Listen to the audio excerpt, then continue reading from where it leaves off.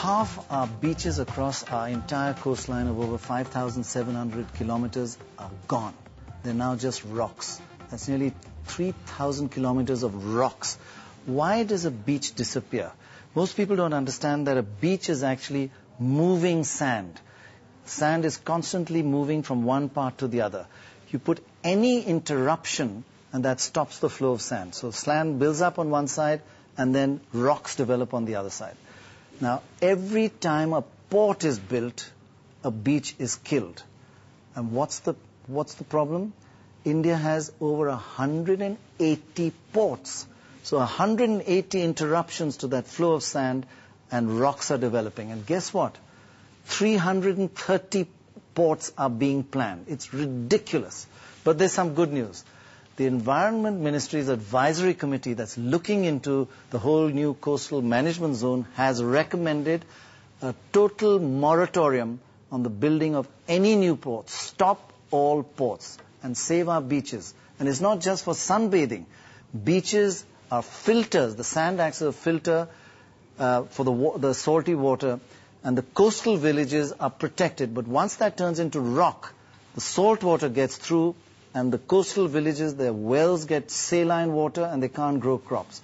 So it's the entire coastal village life that this advisory committee is trying to protect. Pictures don't lie. These pictures of the Puducherry beach taken over a span of 20 years show how the beach has eroded.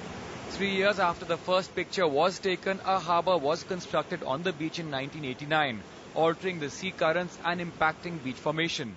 The ministry should ask for a moratorium on all new ports and expansion of all old ports. India has over 5,700 kilometers of coastline on the mainland and among the most sought-after beaches, but all of them face a real danger.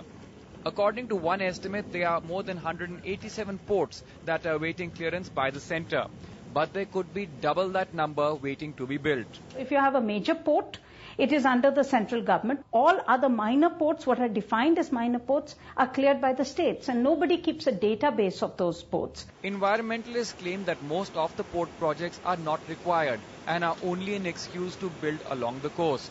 Under existing laws, no construction can take place within 500 meters off the coast.